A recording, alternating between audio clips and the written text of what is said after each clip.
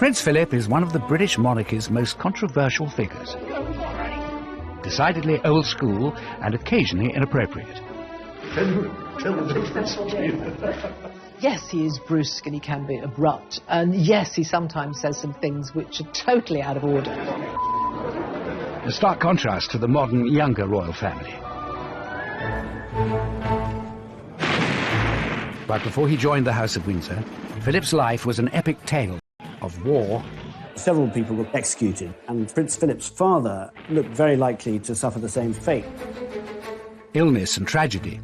Philip's mother was clearly falling into a state of mental decline. Abandonment. His father was living with a mistress in Monte Carlo. And heroism. Prince Philip probably saved hundreds of lives on his ship by his very, very swift action. It's a life that dashes from the war-torn Mediterranean. A royal family running for their lives, pretty much as dramatic as you can get. To the streets of Paris and the school halls of Nazi Germany. Well, he would have been exposed to all of the doctrine that was being pumped out by the Nazis at that time. How did this royal survivor come through such extraordinary times? Having such a troubled childhood, it's given the backbone to him to put up with anything. And could Philip's experiences before joining the House of Windsor explain his later life of service and devotion? There was nothing of a home life for him.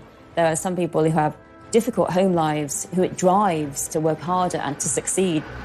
After 50 years of experience, I find it is a great temptation to give advice.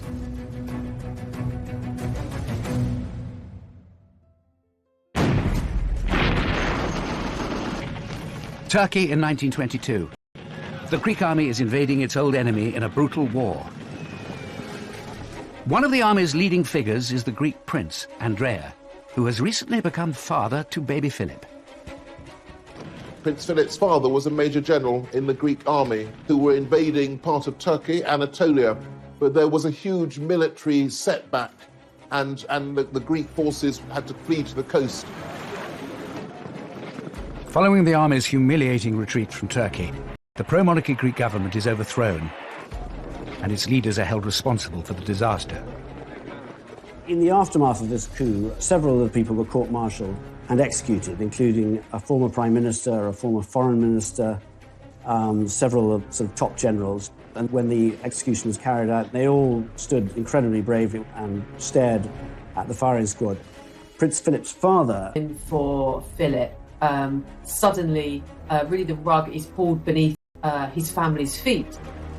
Philip's father's life is only spared by the court when his cousin, the British King, George V, intervenes. Somewhat surreptitiously, I think, George V was very instrumental in organising the escape from Greece of his cousins, including Philip, a babe in arms, who was taken onto this ship. Of course, there was no cot, no crib for him, and so the sailors engineered a cot for him out of old fruit crates.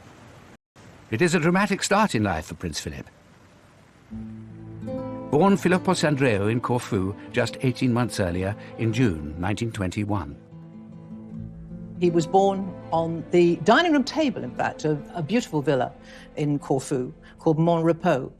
And he was born on the dining room table because the surgeon thought that was the best place for Alice to give birth. And by all accounts, he was a very much wanted and loved young son. Philip's mother, Alice, is a princess of the German House of Battenberg, with illustrious British ancestral roots. Prince Philip's mother was Princess Alice of Battenberg, and she was born in 1885 in the presence of her great-grandmother, Queen Victoria, in Windsor Castle. Philip is the great-great-grandson of Queen Victoria. His parents have royal lineage right back through to the British royal family, but also to the Greek and Danish thrones. He was very, very well connected. And by the time he was born, his relations were on practically every throne throughout Europe. Philip's father, Prince Andrea of Greece, is the brother of the Greek king and a full-time soldier. The wars between Greece and Turkey have actually been going on for many, many years, and the royal family and Prince Andrea were very much placed into senior positions in the military. But A military coup following the latest defeat forces the Greek royal family into exile. Philip's family, including his 4 older sisters, have to flee their homeland. This really was pretty much as dramatic as you can get. And of course, this is now, a royal family really running for their lives.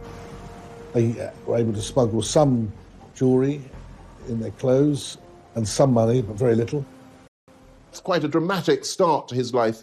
He has no recollection of the family fleeing in 1922, but it had enormous consequences and led to him being a bit of a wandering boy. Despite their royal connections, when the family flees Corfu with baby Philip, they are now really looking for refuge. This was the beginning, I suppose, of quite a nomadic existence for Prince Philip. They settled in the home of one of his aunts and uncles at Saint-Cloud in Paris. They basically gave the exiled family a house in which to live, and if they needed it, they would help them financially. Their life in Paris was fairly stable, but of course they were dependent on charity, basically, and I don't think anybody really likes that very much. And the other point is, of course, that as members of the royal family, they felt themselves dispossessed and, in a sense, pointless. They didn't have anything that they could really do. But Philip's life in Paris is happy and stable, surrounded by his loving family.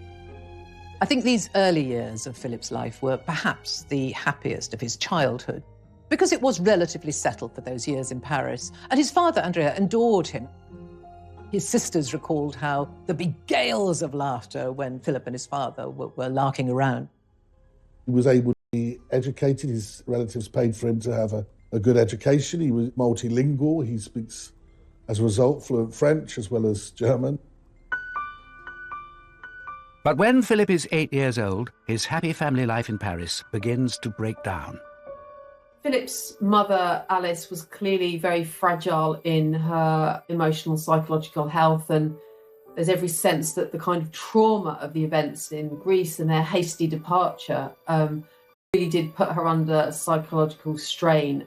No one really knows whether she suffered from bipolar disorder or whether she was, in fact, paranoid schizophrenic.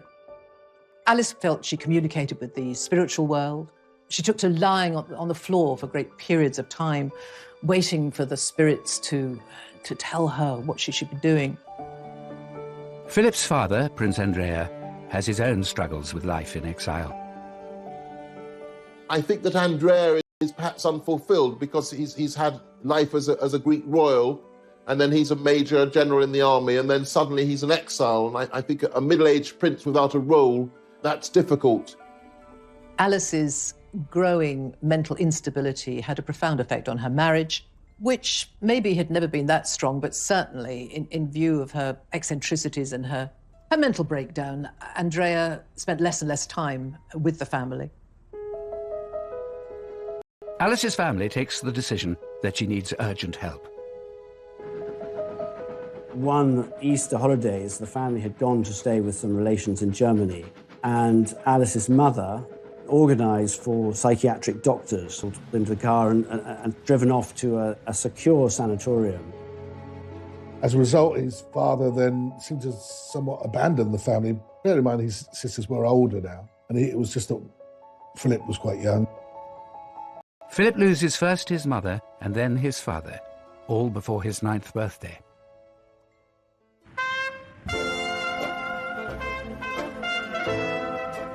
Philip's father ended up living this rather lavish sort of playboy lifestyle in many ways, with a mistress, moving to Monte Carlo. So quite a different kind of life than the one he'd had in Greece. Philip would see little of either his mother or his father for the rest of his childhood.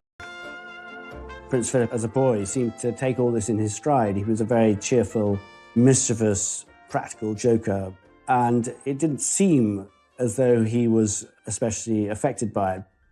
I talked to Prince Philip and he said, and I think this is very significant really, my mother was ill, my father was away, so I had to get on with it. And that really is what he's done all his life. Child psychologists would say that he built himself a sort of shell around himself where he could function as this outwardly cheerful person, but he didn't want to have people ask him about how he was feeling, and that would tend to bring out sort of irritation and anger from him. With his parents unable to take care of him, Philip's family now has to decide where the 9-year-old boy should go. Decisions that will shape the rest of his life.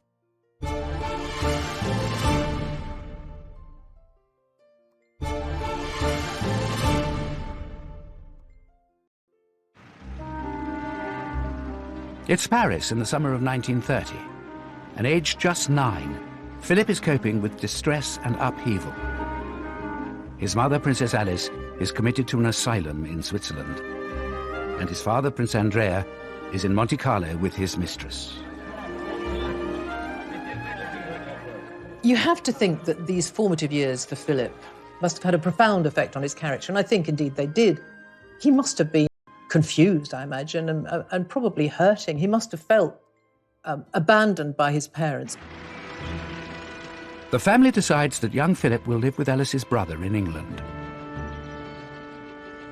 George, the Marquis of Milford Haven, or Georgie as he is known, is Philip's uncle. He is a Royal Navy commander and happily married to Nada, a former Russian aristocrat with 2 children of their own.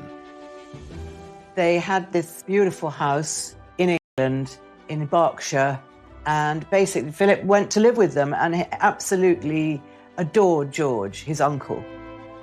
Philip is warmly welcomed, though he would experience. Prince Philip, I think, very much enjoyed both of their company. They were very sort of broad-minded. They had what was reputed to be the largest collection of pornography then existing. They sent their son, age of 17, he was sent to a brothel in Paris to round off his education. They were sort of quite out there, but their marriage was very strong. Though there was infidelities that took place in that relationship, what he witnessed as a boy were 2 people that genuine love and were warm to him. Philip's whole family, though, play a role in his upbringing. I think he was much loved by the uncles, aunts, by his grandmother, and had bedrooms in several homes, but there would always be lots of planning on where would he go in the school holidays. So he must have felt a lot of his childhood in the 1930s like he was a parcel being moved from place to place in the holidays, from country to country. Some of those holidays are spent in southern Germany with his 4 elder sisters, who have all married German aristocrats.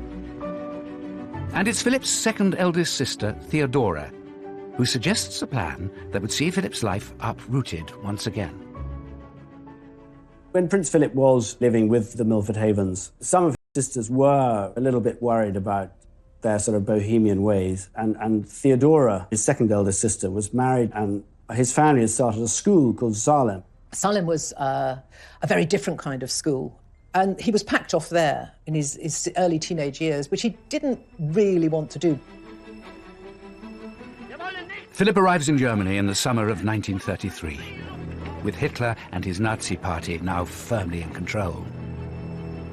1933, of course, is one of the most cataclysmic years in world history because it's the year that Hitler comes to power in Germany, so it seems a strange decision that that should be the year that Philip is sent for 2 or 3 terms to boarding school at Salem in Germany. The rise of Nazism was the backdrop for Philip's time spent at this school, and indeed a branch of Hitler Youth was established there. For him, it was a sort of rather bizarre and retrospectively interesting time. He saw an awful lot of Nazi saluting, which always struck him as mildly hilarious. It reminded him of boys sort of asking permission to go to the lavatory.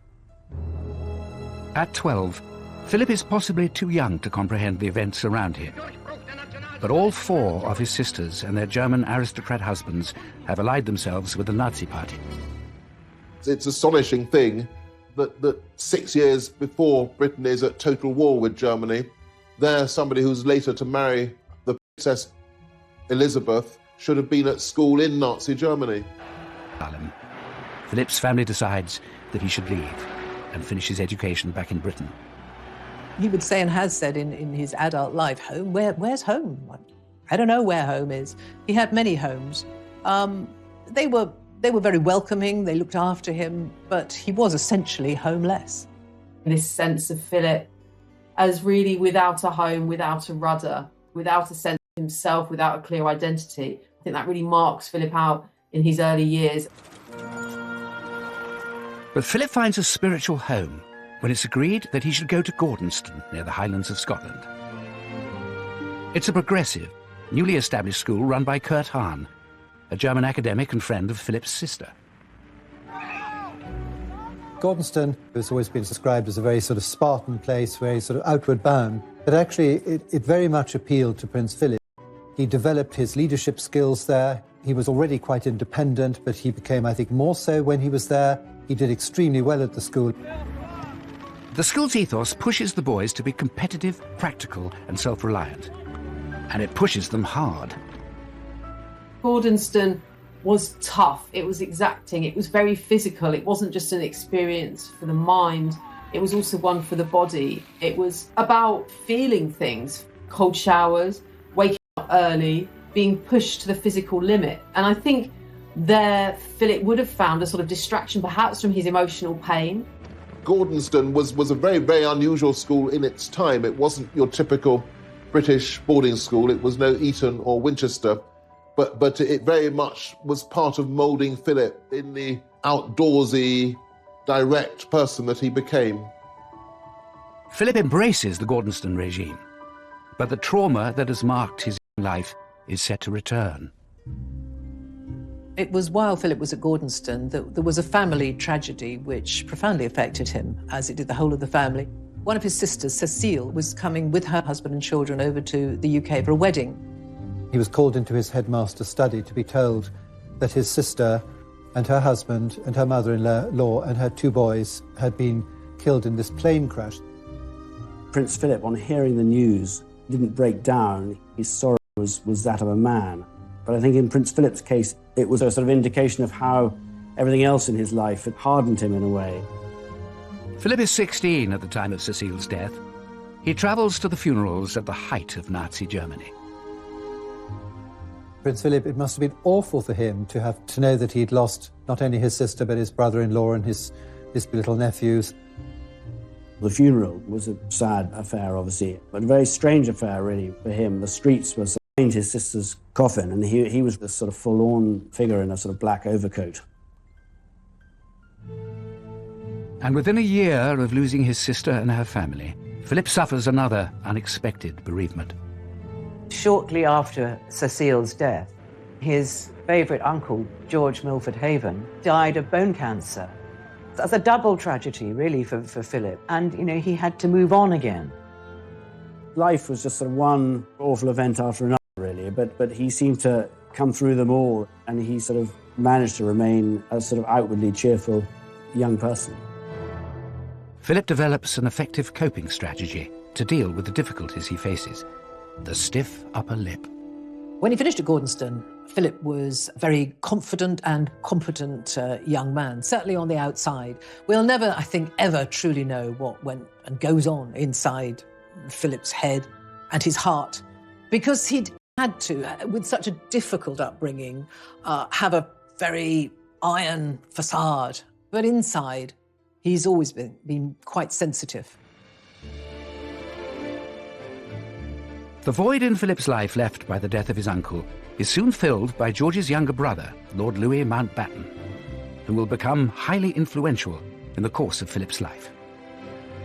Lord Louis Mountbatten, the younger brother, really did take a lead in his life, and he was a great mentor. Mountbatten was a real doer. He was somebody who had great ambition, great talent, great networking. One of the first bits of advice Philip takes from his uncle Dickie, as Mountbatten is known, is to follow him into the Royal Navy. After leaving Gordonston in 1939, of course, the outbreak of war, Philip enrolls in the Royal Navy College at Dartmouth. And it is a royal visit to the college that summer that would change the course of Philip's life completely.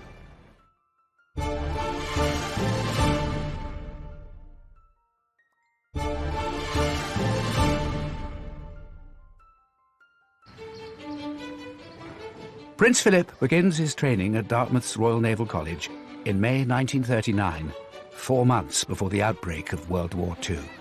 I think aged 18, he's already a very, very self-sufficient man. These difficulties which have befallen him have toughened him up. He has the advantage of being devastatingly good-looking. He's very, very blonde in those early pictures, and already he's become a bit of a magnet for young women. The young cadet's charms are on full display when the royal family visits the academy in July. His uncle, Dickie Mountbatten, arranges for Philip to entertain the princesses, Elizabeth and Margaret. They played a few games, put over the nets, and suggested they do the same. And by all accounts, Elizabeth was smitten. She wrote to Philip to thank him for looking after her and Margaret. And then Philip wrote back. It was his cousin. She was a good contact to have. She was eventually going to be Queen of England. So Philip isn't a fool. So they started sending letters to each other. But Elizabeth is only 13 years old, too young for any serious romantic interest. Besides, Philip has other things on his mind. Less than 6 weeks after that fateful meeting, Britain declares war on Germany. We tried again and again to prevent this war. And for the sake of peace, we put up with a lot of things happening which ought not to have happened. Philip, of course, could have joined the Greek navy. He was still a prince of Greece and one of the heirs to the Greek throne. And I think increasingly in the late 1930s, Philip felt that he was English. He felt he was British. So it was the Royal Navy that he was going to be in at the beginning of the Second World War. In early 1940, Philip is sent to sea. At first to the Indian Ocean to escort convoys of soldiers. But the young midshipman is eager to be in the thick of the action. And by the following year, he gets his wish. He's transferred to a battleship in the Mediterranean to join the fight against the Italian Navy. There was one particular battle, the Battle of Matapan, which really saw the end of Italian involvement. The Italians took such a pasting, and Prince Philip was in charge of the searchlights during a night engagement. 2 or 3 Italian ships were destroyed in quick succession, with Prince Philip directing the searchlight so effectively that these Italian ships were well illuminated and promptly destroyed. 19-year-old Philip's skill with the searchlight earns him an official commendation, and he is honoured with the Greek War Cross.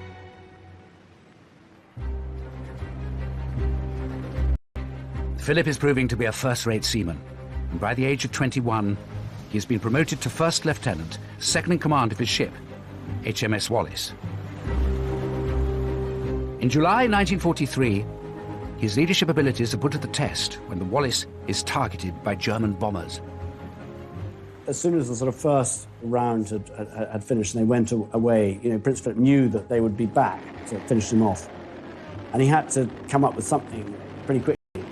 And he prepared a raft with other officers, and they lit burning torches, flares at the end of the raft with smoke coming out, and they set the raft off and sailed very, very quickly, completely dark in the other direction.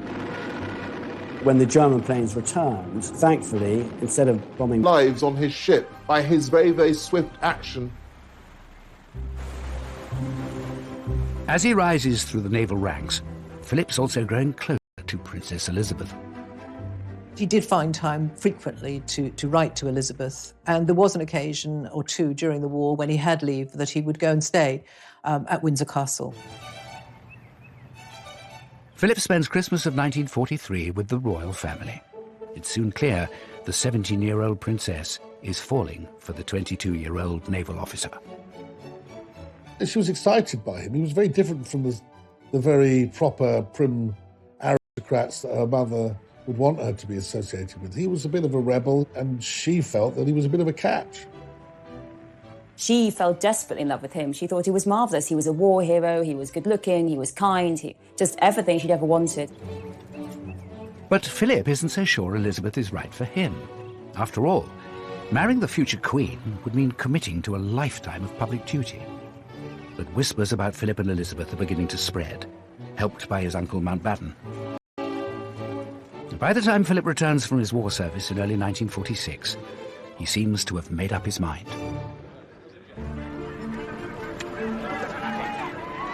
I think if you're sixth in line to the Greek throne, if you've only got about £600 in the bank, if you haven't got a settled home of your own, the chance of marrying the very attractive, intelligent, bright, sparky heir to the most prestigious monarchy in the world. I do think that's a terrible opportunity.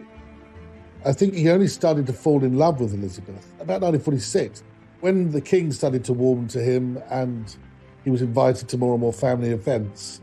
He began to see the advantages of what was in front of him, but also the genuine affection would then develop with Elizabeth. Winning Elizabeth's heart proves relatively easy, but winning over her parents and their courtiers is a different matter. When everyone realised that Prince Philip was a serious prospect for Princess Elizabeth, there really was panic in the British establishment. He was not at all the type they expected, and there's a lot of distrust of him in the royal household, in the royal family, in the government. Philip is seen as an outsider, someone who didn't go to the right schools, doesn't have any money, and is far too outspoken to be a true British gentleman. Philip was from a foreign royal family. He had been brought up in sort of military ways. He was really penniless in terms of his upbringing. He'd lived this kind of nomadic childhood. He had a very unstable, dysfunctional family, and certainly some courtiers thought that he really wasn't appropriate for a royal. I suppose they viewed him as a little rough and ready, maybe brusque, maybe overconfident. Certainly views were expressed that he might not be the right person. Nobody approved of him at all, but Elizabeth, for the first time in her life, she really, really stuck her heels in. This was the man she wanted, and no other would do. To become a more suitable candidate for the princess's hand, Philip makes some dramatic changes. With the help and guidance of Dickie Mountbatten, his uncle, he decided, or it was decided for him perhaps, that he should take on British nationality. And so he gave up his right to the Greek throne, he gave up his Greek nationality, he was no longer Philip of Greece, and he became British and he became Philip Mountbatten. And he also had to give up the religion he'd been baptised into. He was no longer Greek Orthodox, he now had to be Anglican. So they really do everything to change Philip into the English man they wish he was. I think those quite significant sacrifices was the beginning of a whole series of sacrifices that would then mark out Philip in relation to Elizabeth. He was always going to have to try to conform, to be acceptable. By the summer of 1947, Philip and Elizabeth have finally won the King and Queen's blessing. In these, the first special studies of the pair since the news of their engagement, it's easy to see the radiant happiness of the princess as she and her very good-looking husband-to-be pose for the cameras in the palace. Philip marries Elizabeth on November the 20th, 1947, at Westminster Abbey. The wedding day of Philip and Elizabeth couldn't have been grander, couldn't have been more spectacular. People got very, very involved with it and very excited by it. And the crowds were absolutely huge.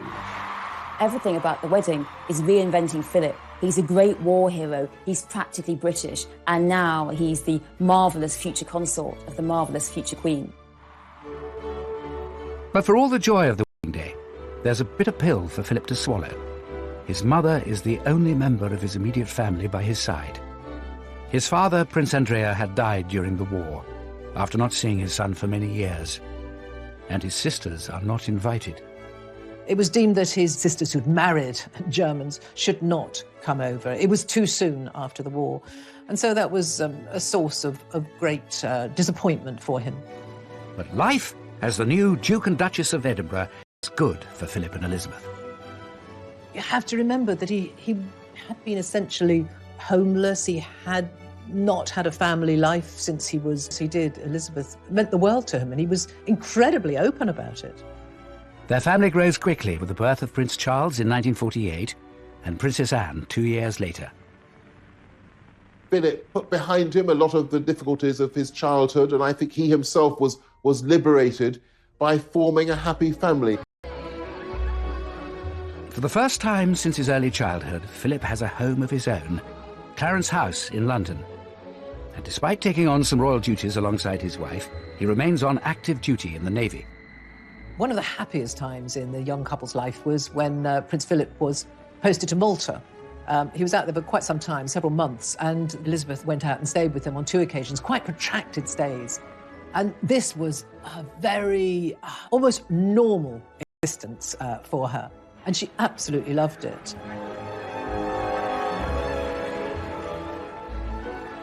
They had wonderful times that they would go to dances, they would drive, often without bodyguards. I think there were very, very happy times for Philip and Elizabeth between 1947 and 1952. I really think that Philip and Elizabeth imagine that their life post-marriage is going to be their life for the next 20 years or so, that they'll live in Clarence House, he will do royal duties, he will support her, they will have their children, but it isn't going to be the big job. It's not queen and consort. I think both she and Philip imagine that'll be a job they're doing when they're in their 40s, going into their 50s. There's no way, I think, that they have any idea how close it is around the corner. But in 1951, King George VI becomes ill with what is later revealed to be lung cancer. It falls to Elizabeth and Philip to take on more royal duties in his place, including a tour of the Commonwealth nations in early 1952. They were going to be away for several months. So they set off for Kenya, hoping that when they came back, the king would be okay. But it was not to be. Just days after their departure, on February the 6th, King George dies in his sleep. A royal aide breaks the news to Philip. Philip, he just looked absolutely ashen-faced because I think he realised his entire life at that moment was going to change. I think he went into shock and he put a newspaper over his head and just absorbed this terrible news. Then he went to tell his wife. Philip has to break the news to his wife that her beloved father is gone, and also that everything has changed overnight. She is now the queen, he is now the consort, and the life they had... How much will he be forced to sacrifice? And how will he use his turbulent childhood experiences to guide him in his new role?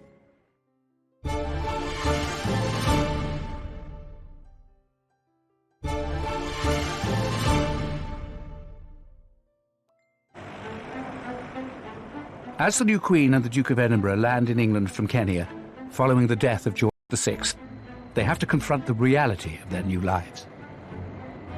Their entire life changed. When they arrived on the tarmac at London Airport, Elizabeth came down the steps first, and Philip hung back. And then, of course, the realization that the rest of his life, he was going to be 2 steps behind his wife, must have really hit him.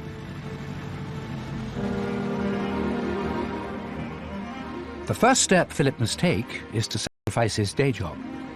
As consort, Philip has to give up his naval career, which is quite difficult. It's something he fought for so long, and he's not allowed to keep his job.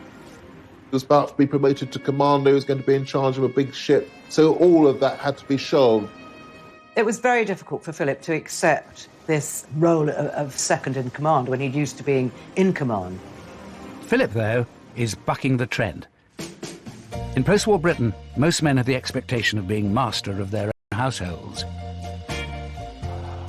For Prince Philip, that expectation is turned on its head. Philip becomes consort in the midst of the 1950s, at a time when patriarchy and hierarchy absolutely rules. Women are at home as housewives, and here is Philip effectively being thrown into the position of the country's ultimate house husband. Philip now has to work out what he is going to do. There is no job description with the role of consort to a queen. Albert was the last, nearly 100 years earlier, to Victoria. He has to find a role for himself. He has to find an identity as consort. It's not prescribed. The Queen, of course, received government business in those royal boxes, which he was never privy to. The Queen was having audiences with her first Prime Minister, Winston Churchill. He was excluded from them. What was to be his purpose? It was the beginning of a very, very difficult period in his life. Philip sees himself as a modernising force, but is frustrated by resistance from powerful figures within the palace. Philip finds his role of consort as being squashed by his mother-in-law because Queen Elizabeth, the Queen Mother, wants to stay in Buckingham Palace, have a role of influence over her daughter. And what you start to see happening during the early reign of Queen Elizabeth is that there really becomes this battle Queen Mother, who wants everything to stay exactly the same. And there are further attempts to marginalise Philip by some of the old guard serving the monarchy. The courtiers were brutal to him. They looked down their noses at him. They didn't give him any attention. The courtiers weren't really interested in him. They didn't really have a lot of time for this upstart, this usurper, as they used to regard him. Philip, of course, is a man who's come fresh from conflict. The Navy is in his blood. He needs adrenaline. He needs a purpose. He needs to be doing things. But Philip turns an early setback into a personal mission. As newlyweds, Princess Elizabeth and Philip were living happily in Clarence House, where Philip had overseen the wholesale modernisation. Philip really throws himself into creating Clarence House as a home for this young family. And that, I think, really reflects the fact they never had a home before. So they had all the mod cons, and Philip loved mod cons, and they had washing machines. Chuyện ngày xưa tôi thả những cành diều dây lướt trên bầu trời phiêu du cùng áng mây hòa trong gió tiếng sáo vang từ đâu diều bay vút cao rồi cùng nhau chia phe chơi tròn thuyền dưới bóng cây đa già bên sân đình bãi sông làm cô dâu chú rể chỉ kiều la trò chơi rước dâu. Kỷ niệm xưa mãi sống trong cuộc đời tôi thân tin tôi thơ rồi ngày tháng trôi đi bao nhiêu mong ước xa xưa chỉ còn là kỷ niệm từng đêm tôi nhớ về cuộc đời yêu trên bốn bề sầu lo nhiều lúc ước mơ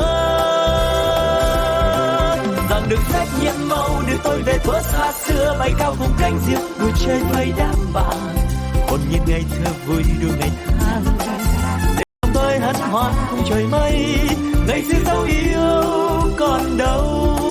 Dishwashers, they had all the latest gadgetry which Philip loved. But as monarch, Elizabeth is expected to move into Buckingham Palace, which is a personal blow for Philip. No one likes living in Buckingham Palace. Buckingham Palace is really a big office, and no one ever seems to like living in there, and they were no exception. It lacked the intimacy they'd been used to, and his wife was no longer his wife. She was now really married to the country. She was always surrounded by advisors, by courtiers, people who wanted him out of the way. Philip, though, launches himself into revolutionising how things are done at the palace. He was a proud, successful man without a real role. This was a real dilemma for him. But he threw himself into modernised there. He went around Buckingham Palace, literally room by room, looking at what needed to be modernised, how communication around the palace could be improved. So he began to question the way things were being done. Of course, that didn't go down at all well, where things were done year after year, decade after decade, because that's the way tradition would have it. Now, he wanted to shake all that up. And so he made himself incredibly unpopular with an awful lot of the grey men, if you like, at the palace. Undaunted by the forces opposing him, Philip persists with his determination for a greater role.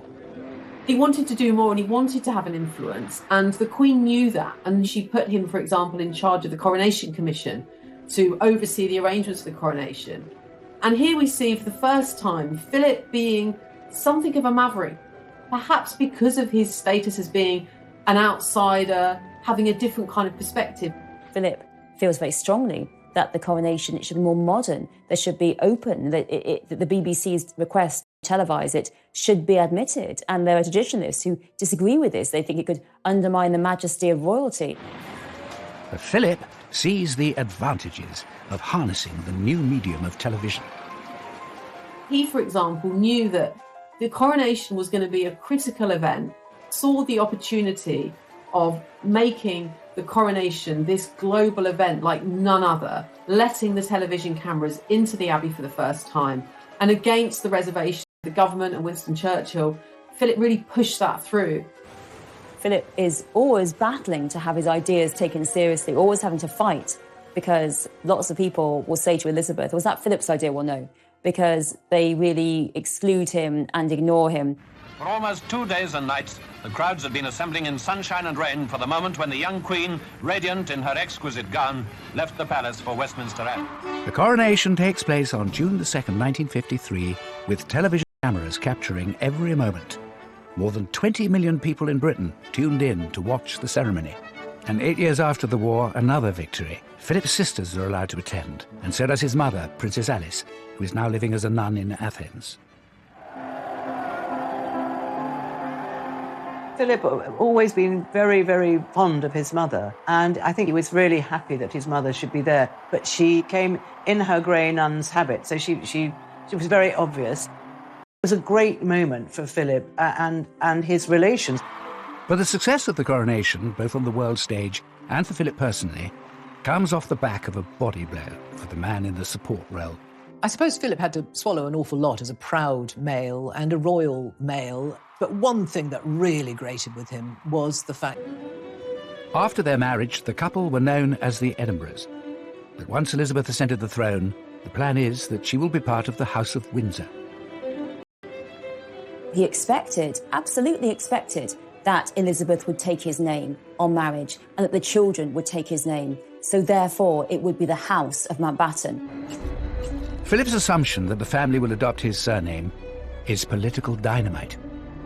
Various people, most importantly Churchill, were dead set against this idea and were determined that the name should remain Windsor. There was a big row about it, but Philip lost the argument, and the Queen agreed that her children, Charles and Anne, would be part of the House of Windsor. But during the row, he said, what kind of man am I? I'm just a bloody amoeba, he said. So it was very, very hurtful to him. I think he really felt that if he gave up his title, his religion, his name, his nationality, then the actual reward would be that he got to be Philip, the House of Mountbatten, and not as that really made him feel excluded, very humiliated, and it was a very difficult moment for him. Philip has a tried and tested way of dealing with the strains of royalty. I think having had the upbringing he experienced, he just adopted that same attitude to royal life. This is what I've married into. This is the hand I've been dealt. We'll just get on with it. And that's what he did. It wasn't always easy. There were rifts in the marriage. There were rocky periods. There were times when he felt he just had to get away, and did get away. Philip focuses his energies on where he believes he can make a difference. Inspired by his own education and achievements at Gordonston, Philip establishes the Duke of Edinburgh Reward Scheme in 1956. The life of modern youth isn't all pop music, long hair and punch-ups. He recently presented gold awards to 127 girls and over 750 boys. He wanted to empower youth. He wanted them to meet the challenges that were facing them. Not in a pampered way, but in a way to try to engage them in society. But Philip finds that he still has his detractors wanting to curb his ambitions.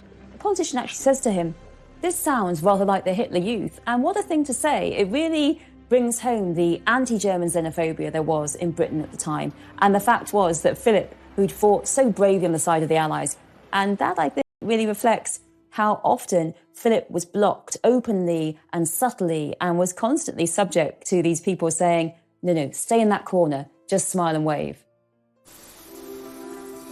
With his modernizers head on, taking tours of inspection, his thoroughness was often inclined to startle. But now we're used to his rather specialised approach, and we see him here showing his particular interest in industry. Prince Philip was always, from a very young age, fascinated by science and technology. His uncle Georgie also loved to make things, and Philip, as a young boy, would be so happy to go into the workshop and see him making model steam engines, designing all sorts of things. I think this is where Philip's love of design came, actually. He's literally toured the country at different points, visiting factories, speaking up about British engineering, British science. Ladies and gentlemen, it is clearly our duty as citizens to see that science is used for the benefit of mankind. Prince Philip had this great enthusiasm. It came from the heart, sort of spokesman on behalf of British scientists and British industry, and became a very effective advocate for industries in the period after the Second World War.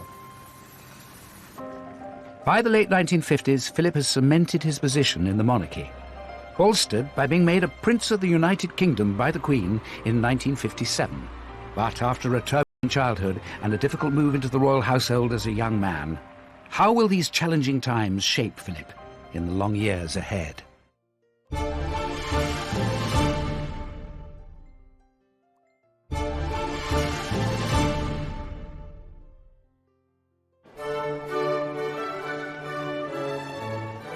It's August 2017, and Prince Philip takes one final salute before retiring at the age of 96.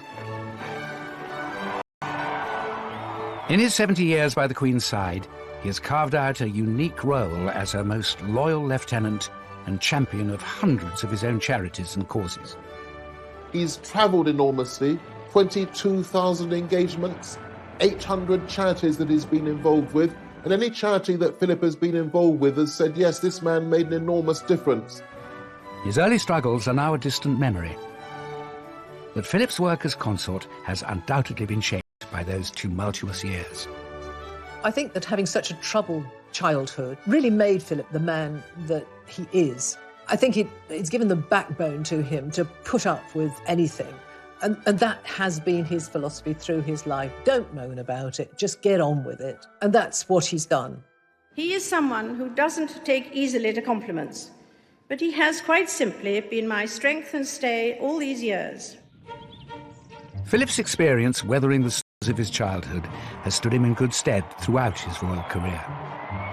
Never more so than in the 1990s, when the royal family was rocked by a series of crises. Philip tries to help. He writes to Diana saying that he understands what it's like to be outside of the royal family, to be seen as an outsider. The sort of things that he wrote to her about were the difficulties that he had had when he had joined the family, the pressures that he'd been under, how he understood the pressures that she would feel. Philip's intervention was not enough to save the marriage. Charles and Diana officially separated in 1992, a year so bad for the royal family that the Queen called it horrific, although she said it in Latin. It has turned out to be an annus horribilis. But worse was to come in 1997, when Princess Diana was killed in a car accident in Paris. Her young sons were staying at Balmoral with Prince Philip and the Queen when they received the terrible news. There was probably no one better qualified or better placed to help William and Harry after the death of their mother than their grandfather, Philip.